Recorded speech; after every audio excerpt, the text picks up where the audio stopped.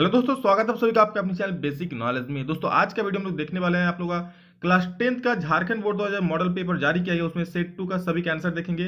Detail में सभी को बताएंगे आप लोगों को, और वीडियो को पूरा देखिएगा, एक भी क्वेश्चन स्किप नहीं किया जाएगा। दोस्तों क्या पता जो स्किप कर दिए वही वाला एग्जाम में आ जाए, तो इसलिए सभी आंसर को ध्यान से देख लीजिए। और दोस्तों आप लोग को पता होना चाहिए मॉडल पेपर से बहुत सारे क्वेश्चन एग्जाम में मिलते हैं, इसलिए मॉडल पेपर को जरूर सॉल्व कर लीजिए, हर एक क्वेश्चन को जरूर देख लीजिए क्या है क्या नहीं। और सारे दोस्तों को शेयर कर दीजिए ताकि उनका भी थोड़ा अच्छा हो, उनका अच्छा कीजिएगा तो आपका भी जरूर अच्छा होगा। अच्छे पढ़ाई कीजिए, अच्छा नंबर जरूर आएगा। चलिए शुरू करते हैं। उससे पहले चैनल को सब्सक्राइब नहीं किया तो जरूर कर दीजिएगा, और हाँ बेल आइकन को प्रेस करते हैं हर एक वीडियो सबसे पहले देख पाएं। तो चलिए देख लेते हैं क्या क्या चीज़ है और क्या क्या आप लोग का यहाँ पर क्वेश्चन दिया गया है। तो सबसे पहले आप लोग यहाँ देख सकते हैं, पहला सवाल है, वर्ष 1789 ईस्वी में फ्रांस की क्रांति के समय किसका शासन था? 1789 ईस्वी में फ्रांस की क्रांति के समय किसका शासन था? तो फ्रांस की क्रांति के समय दोस्तों वहां पर लुई सोलवा का शासन था। तो लुई सोलवा ये वाला है गौ नंबर, तो गौ नंबर बिल्कुल सही आंसर हो जाएगा। अगला आंसर है द स्पिरिट ऑफ लॉ, जो ये बुक है इसका लेखक कौन था? द स्पिरिट ऑफ लॉ नामक पुस्तक का लेखक कौन था? तो दोस्तों इसका था मॉन्टेस्क्यू। ठीक है, मॉन्टेस्क्यू इसका लेखक था, यानी कि खो का दोस्तों यहाँ सही उत्तर हो जाएगा, सॉरी दो का सही उत्तर हो जाएगा खो, मॉन्टेस्क्यू। नेक्स्ट क्वेश्चन, यह किसका कथन है, जब फ्रांस छींकता है तो बाकी यूरोप को सर्दी जुकाम हो जाता है? ये कथन किसने कहा था बताइए? तो दोस्तों इसका सही उत्तर हो जाएगा मेटरनिक। मेटरनिक ने ही कहा था कि जब फ्रांस छींकता है तो बाकी एशिया को, मतलब बाकी यूरोप को सर्दी जुकाम हो जाता है। ठीक है। जर्मनी का एकीकरण कब पूरा हुआ? देखिए जर्मनी का एकीकरण मतलब क्या, जर्मनी राष्ट्र बना कब, अस्तित्व में कब आया, जर्मनी नाम कब पड़ा, जर्मनी आखिर एक अलग सा राष्ट्र बना कब? तो जर्मनी का एकीकरण दोस्तों हुआ था 1871 ईस्वी में, जर्मनी का एकीकरण हुआ था। यहाँ देख लीजिए, तो ऑप्शन नंबर गो यहाँ पर बिल्कुल सही जवाब हो जाएगा। ठीक है। नेक्स्ट, फेडरिक सरियू कौन था? तो फेडरिक सरियू दोस्तों यहाँ पर फ्रांसीसी चित्रकार थे, मतलब वो चित्र बनाते थे, और इसी ने दोस्तों आप लोग सुने होंगे यूटोपिया नामक उसी का चित्र, उसका चित्र बनाया था। ठीक है, तो इसका सही आंसर क्या हो जाएगा? फ्रांसीसी चित्रकार था। नेक्स्ट, गांधी जी दक्षिण अफ्रीका कब गए? तो गांधी जी दोस्तों दक्षिण अफ्रीका 1893 ईस्वी में गए थे, यानी 6 का ऑप्शन घ सही हो जाएगा। 1893 ईस्वी में दोस्तों गांधी जी दक्षिण अफ्रीका गए थे। ठीक। अगला सवाल, चौरी चौरा में हिंसात्मक घटना कब हुई? दोस्तों देखिए चौरी चौरा एक जगह का नाम है, ठीक है, जो कि आप लोग का उत्तर प्रदेश के गोरखपुर में पड़ता है। वहां पर क्या हुआ था ना कि ब्रिटिश सरकार के विरोध में वहां पर रैलियां हो रही थी, तो पुलिस ने रोकने की कोशिश किया था, तो भीड़ ने हिंसा मतलब करते हुए वहां पर बहुत ही ज्यादा हिंसा दिखाते हुए जो वहां पर पुलिस स्टेशन था उसको आग लगा दिया था, जिसमें जितने पुलिस ऑफिसर थे सारे मारे गए थे। ठीक है, तो इसी को देखते हुए वहां पर तब गांधी जी ने असहयोग आंदोलन को वापस ले लिया था। ठीक है, तो इसी का नाम है चौरी चौरा कांड, उसी को कहा जाता है। और ये दोस्तों हुआ था 5 फरवरी 1922 ईस्वी को हुआ था चौरी चौरा की घटना। 7 नंबर का सही उत्तर हो जाएगा को। ठीक है, चलिए नेक्स्ट क्वेश्चन देखते हैं आप लोग का 8 नंबर, रॉलेट एक्ट कब पारित हुआ? देखिए रॉलेट एक्ट का मतलब आप लोग का एक ऐसा एक्ट था जो ब्रिटिश सरकार के द्वारा लागू किया गया था, जिसमें किसी भी आदमी को जो आप लोग मतलब देश आज़ादी के लिए नारे लगा रहा है, धरना प्रदर्शन कर रहा है, उन लोगों को बिना मुकदमा चलाए जेल में रखने का मतलब एक क्या कह सकते हैं, इस टाइप का लाया था, कानून लाया था कि बिना मुकदमा चलाए हुए किसी को जेल में बंद रख सकते थे। और ये दोस्तों पारित हुआ था 1919 ईस्वी में, यानी कि ख नंबर सही हो जाएगा। नेक्स्ट, वंदे मातरम किस पुस्तक से लिया गया? तो ये दोस्तों आनंद मठ से लिया गया, और इसका रचयिता थे दोस्तों बंकिम चंद्र चट्टोपाध्याय, जो कि एक बंगाली थे, और इन्होंने आनंद मठ में इस गीत को लिखा था, वंदे मातरम गीत को। ठीक है, जो कि अब हम लोग का राष्ट्र गीत है। बापू की नहीं कहा जाता है, तो सभी लोग जानते हैं दोस्तों, आप सबका हमारा प्यारा बापू महात्मा गांधी जी को कहा जाता है। समाप्तता के आधार पर संसाधन कितने प्रकार के? आप दोस्तों भूगोल में आ चुके हैं हम लोग, भूगोल में पूछा है कि समाप्तता के आधार पर संसाधन कितने प्रकार के होते हैं? तो दोस्तों 2 प्रकार के होते हैं। तो सर क्या क्या होते हैं 2 प्रकार के? 2 प्रकार के दोस्तों, एक होता है नवीकरणीय संसाधन, एक अनवीकरणीय संसाधन। नवीकरणीय मतलब सर, नवीकरणीय मतलब जिसका हम लोग बार बार यूज कर सकते हैं पर वो खत्म नहीं होता होगा जल्दी। ठीक है, लेकिन अनवीकरणीय मतलब क्या, जिसका एक बार यूज किया दोबारा नहीं कर सकते, जैसे कोयला, लकड़ी, पेट्रोल, ये सब एक बार कर लिए खत्म हो जाएगा तो फिर दोबारा नहीं मिलेगा। लेकिन जैसे सूर्य का प्रकाश हो गया, जल ऊर्जा हो गया, ये धीरे धीरे हमको मिलता रहता है ना, खत्म नहीं होता, इसलिए तो ये दो इसका उदाहरण है। ठीक है, समाप्तता के आधार पर। निम्नलिखित में से किस राज्य में सीढ़ीदार खेती की जाती है? दोस्तों सीढ़ीदार खेती कहाँ पर की जाती है? जहां पर ढलान रहता है, तो ढलान कौन सा राज्य में है? पहाड़ी क्षेत्र कौन सा है?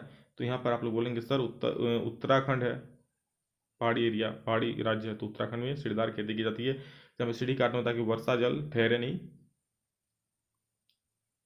नेक्स्ट, पूर्व तट के नदी डेल्टाओं पर किस प्रकार की मृदा पाई जाती है? देखिए नदी डेल्टा मतलब क्या, नदी के द्वारा जो बहाकर मिट्टी लाई जाती है, नदी के डेल्टा में मतलब नदी के साइड में जो होता है, ठीक है, तो उसे हम लोग क्या बोलते हैं, उसे हम लोग जलोढ़ मृदा बोलते हैं, ठीक है, यानी कि गौ नंबर सही हो जाएगा, 13 का गौ सही हो जाएगा। चलिए अगला देखते हैं, 14 नंबर क्या बोल रहा है, किस मृदा को रेगर, देखिए इसको रेगूर कहा जाता है, रेगर भी बोला जाता है, या स्वतः जुताई वाली मिट्टी भी कहते हैं, यानी मृदा भी कहते हैं। दोस्तों काली मृदा जो है, काली मृदा को रेगुर मृदा भी कहते हैं और इसको स्वतः जुताई मृदा भी कहते हैं, याद रखिएगा काली मृदा को, ठीक है। नेक्स्ट क्वेश्चन, इनमें से कौन सा संरक्षण तरीका समुदायों की सीधी भागीदारी नहीं करता है? मतलब इनमें से कौन सा संरक्षण, कुछ संरक्षण करने का इसमें तरीका है, किसको क्या करता है बता रहे हैं आगे, जिसमें समुदायों की सीधी भागीदारी नहीं, मतलब कोई आदमी इसमें सीधे भाग नहीं लेता है, कोई समुदाय इसमें सीधा भाग नहीं लेता है।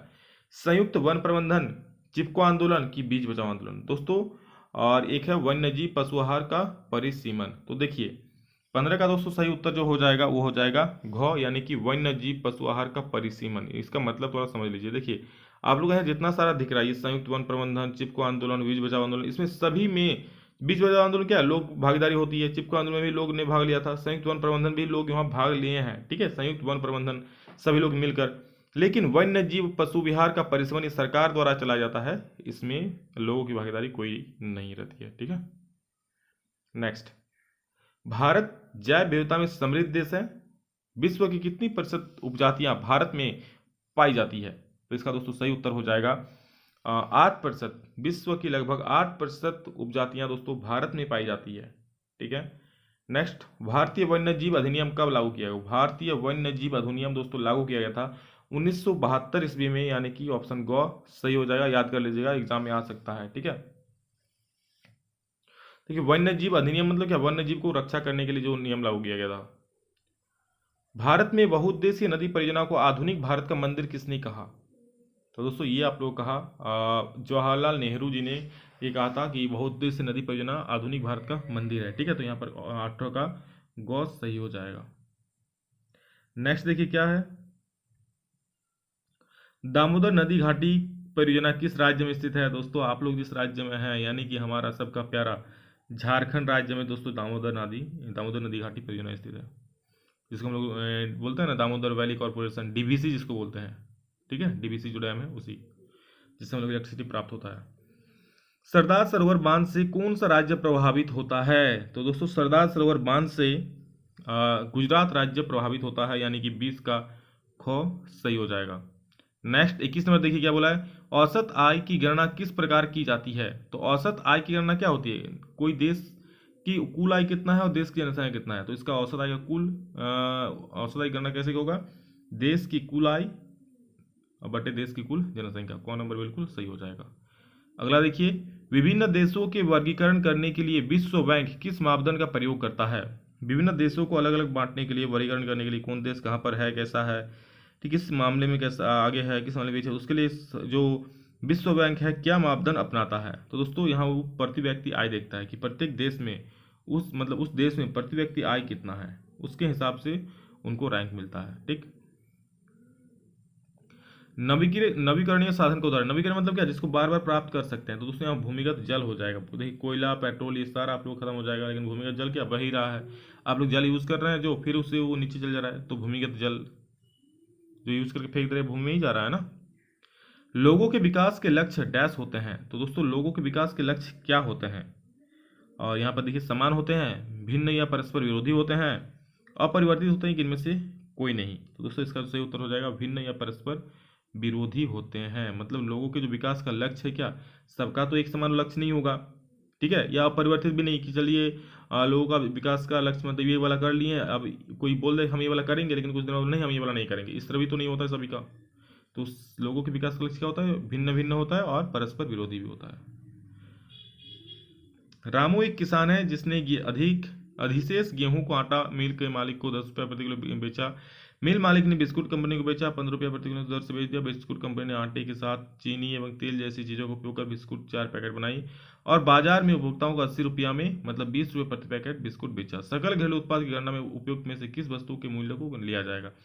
मतलब यहाँ कहा जा रहा है कि आटा में फिर चीनी मिलाया, तेल मिलाया, सब कुछ मिला करके सबका दाम जुड़ गया, उसके बाद वो फाइनली बिस्कुट बनाया गया। ठीक है, अब बाजार में उस बिस्कुट को उतारा गया तो बोला जो सकल घरेलू उत्पाद जो सकल घरेलू क्या बोलता है, हाँ, उत्पाद की गणना किसके द्वारा होगा? तो दोस्तों वहाँ बिस्कुट का मूल्य से होगा, क्योंकि जो मेन फाइनली जो जितना मूल्य हो रहा है, ठीक है, उसी मूल्य को देखा जाएगा। पर बिस्कुट में सभी का मूल्य जुड़ा हुआ है, आटा का मूल्य जुड़ा हुआ है, तेल का मूल्य जुड़ा हुआ है।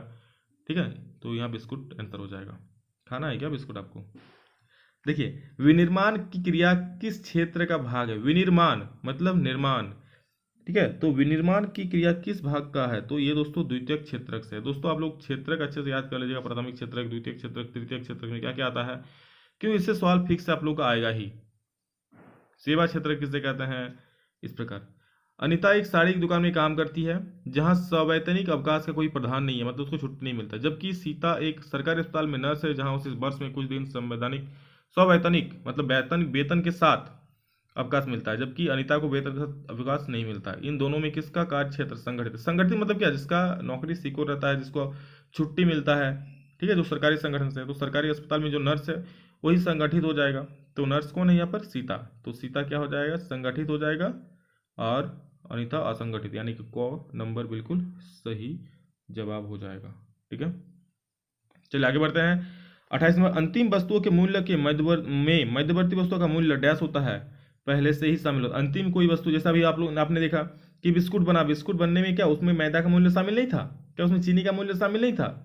क्या उसमें तेल का मूल्य? सभी का मूल्य शामिल था जी, तो इसीलिए तो उसका मूल्य उतना हुआ ना। इसलिए जो अंतिम वस्तु बन रहा है उसमें पहले से ही सभी का मूल्य निर्धारित रहता है, शामिल रहता है। ठीक है, चलिए अगला सवाल, राष्ट्रीय ग्रामीण रोजगार गारंटी अधिनियम कब अस्तित्व में, यानी कि मनरेगा यहाँ पर कहा जा रहा है, ये दोस्तों अस्तित्व में कब आया? तो ये दोस्तों अस्तित्व में आया था 2005 ईस्वी में। ठीक है, और इसमें कितने दिनों को रोजगार देने की गारंटी है? तो 100 दिनों की।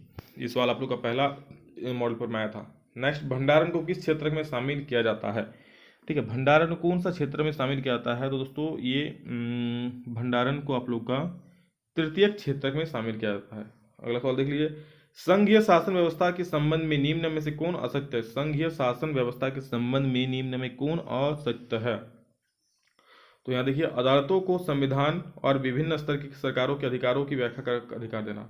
संघीय शासन व्यवस्था में ये असत्य है कि अदालतों को संविधान और विभिन्न स्तर की सरकारों को अधिकारों की व्याख्या का अधिकार न होना। मतलब अदालत को अधिकार नहीं है क्या? अदालत को अधिकार है ही ना कि विभिन्न स्तर की अधिकारों उनका अधिकार क्या होगा? अदालत को ये अधिकार है, लेकिन तो यहाँ पर ये दोस्तों अधिकार ना होना लिखा है, इसलिए असत्य हो जाएगा, आंसर घ हो जाएगा। नेक्स्ट, बेल्जियम में फ्रेंच भाषा बोलने वालों का प्रतिशत कितना है? बेल्जियम में फ्रेंच भाषा बोलने वालों का प्रतिशत कितना है? तो दोस्तों इसका सही उत्तर हो जाएगा 32 का 40। ठीक है, 40% है, 32 का गौ सही हो जाएगा। 33 देखिए, 33 में बोल रहा है श्रीलंका में तमिल को कब राजभाषा घोषित किया गया? इन श्रीलंका में आप लोगों को पता है कि वहाँ तमिल ज़्यादा बोला जाता है, तो उसको राजभाषा कब घोषित किया गया? तो ये किया गया दोस्तों 1960 ईस्वी में, यानी कि आप लोग का हो जाएगा 1960। नेक्स्ट क्वेश्चन है, संविधान में कुल कितनी भाषाओं का अनुसूचित भाषाओं का दर्जा दिया गया? तो दोस्तों बहुत ही इंपॉर्टेंट सवाल है और बहुत आसान सा सवाल भी है, तो सभी लोग दोस्तों इसका जवाब कमेंट सेक्शन में लिखेंगे। एक सवाल आप लोग होमवर्क के लिए रहता ही है, तो इसका जवाब जरूर कमेंट सेक्शन में दीजिएगा कि संविधान में कुल कितनी भाषाओं को अनुसूचित भाषाओं का दर्जा दिया गया है। कमेंट में सभी लोग इसका आंसर लिखेंगे। निम्न में कौन सुमेलित नहीं है? सुमेलित कौन नहीं है? 35 नंबर देखिए, तो दोस्तों यहाँ पर देख सकते हैं, भारतीय संघ राष्ट्रपति, राज्य उपराष्ट्रपति, नगर निगम मेयर, ग्राम पंचायत या में सरपंच या मुखिया। तो भारत संघ राष्ट्रपति नहीं, भारत संघ यहाँ प्रधानमंत्री होता है, इसलिए यहाँ पर ये सुमेलित नहीं है, यहाँ प्रधानमंत्री होना चाहिए था। ठीक है, नेक्स्ट देखिए, 7 पार्टी अलायंस यानी कि सप्तदलीय गठबंधन का गठन किस देश में किया गया? 7 पार्टी अलायंस का जो गठन है वो किस देश में किया गया है? तो दोस्तों ये आप लोगों का किया गया है नेपाल में। ठीक है, 7 पार्टी अलायंस का गठन नेपाल में किया गया है, ऑप्शन ख बिल्कुल सही हो जाएगा। और 37 नंबर देखिए क्या बोला है, बोलीविया किस महादेश में अवस्थित है? तो दोस्तों बोलीविया जो आप लोग का है वो यहाँ पर लातिनी अमेरिका, ठीक है, लातिनी नहीं या दक्षिणी होगा, ठीक है, गलत थोड़ा शायद लिखा हुआ है, यहाँ दक्षिणी अमेरिका में ये स्थित है। 37।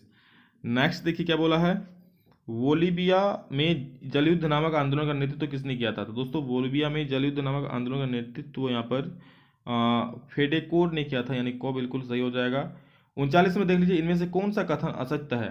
राजनीतिक दल राजनीतिक पक्ष लेते हैं जबकि दबाव समूह राजनीतिक मसलों की चिंता नहीं करते हैं। दबाव समूह कुछ लोगों तक ही सीमित होते हैं जबकि राजनीतिक दल का दायरा ज़्यादा लोगों तक फैला रहता है। दबाव समूह सत्ता में नहीं आना चाहते जबकि राजनीतिक दल सत्ता हासिल करना चाहते हैं। दबाव समूह और राजनीतिक दल समान प्रकृति के हैं। दोस्तों ये जो आप लोग को ऊपर में तीनों चीज़ दिख रहा है, ये तीनों चीज़ सही है, लेकिन ये भैया जी दबाव समूह और राजनीतिक दल का समान प्रकृति नहीं है। ठीक है, दबाव समूह अलग है, राजनीतिक दल अलग है। राजनीतिक दल राजनीति में रहकर काम करते हैं, दबाव समूह बाहर से मतलब उसको दबाव बनाते हैं। लास्ट क्वेश्चन है, नेपाल में SPA 7 पार्टी अलायंस ने किसे अंतरिम सरकार का प्रधानमंत्री चुना था। किसे चुना था, तो याद रखिए राजा वीरेंद्र जी को चुना गया था। ऑप्शन को बिल्कुल सही हो जाएगा। तो दोस्तों इसी के साथ हम लोग का सोशल साइंस का सेट 2 का 40 क्वेश्चन समाप्त होता है। और कमेंट में सब लोग जरूर बोलिएगा जो क्वेश्चन मैंने पूछा यहाँ पर बीच में आप लोग को। और इसके बाद उसको सेट 3, सेट 4, सेट 5 जल्दी हम ला देंगे। बस चैनल को सब्सक्राइब कर लीजिए। आप लोगों को साइंस का टोटल से अपलोड कर चुके हैं 10 क्लास का, मैथ का सेट 2 कर चुके हैं, एक सेट 1 सेट 2 कर चुके हैं। इस पर सोशल साइंस का जल्द हो जाएगा। चलिए चैनल को सब्सक्राइब जरूर कर लीजिए। अभी के लिए इतना ही, फिर मिलते हैं नेक्स्ट वीडियो में। तब तक के लिए जय हिंद, वंदे मातरम।